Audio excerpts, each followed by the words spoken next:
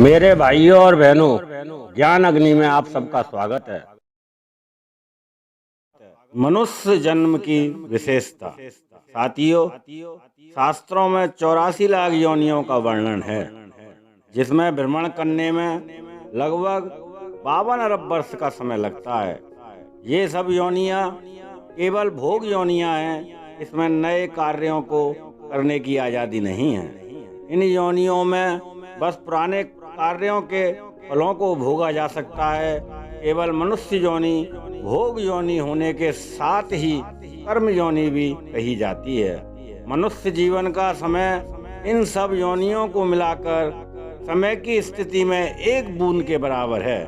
लेकिन मनुष्य जन्म की विशेषता ये है, इसमें जो कुछ भी कर्तव्य कर्म लाभ की आसक्ति को छोड़कर किए जाते हैं, वह कर्म मनुष्य को हमेशा के लिए जन्म मरण से मुक्त कर देते हैं। यही मनुष्य जन्म की विशेषता है।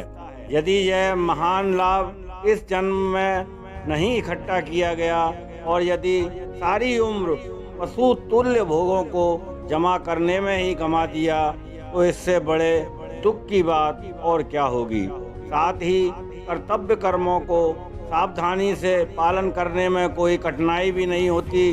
केवल मन के विचार निष्काम कर लेने से बहुत लाभ मिल सकता है। इसलिए मनुष्य को बुद्धि योग का साधन करना बहुत आवश्यक है कि बुद्धि को केवल एक ही बिंदु पर ध्यान केंद्रित कर लिया जाए।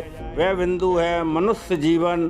बस इस कारण मिला है, इस छोटे से जीवन में ऐसा साधन कर लिया जाए जो आगे 84 लाख योनियों में जीवन मरण से हमारी सुरक्षा कर सके।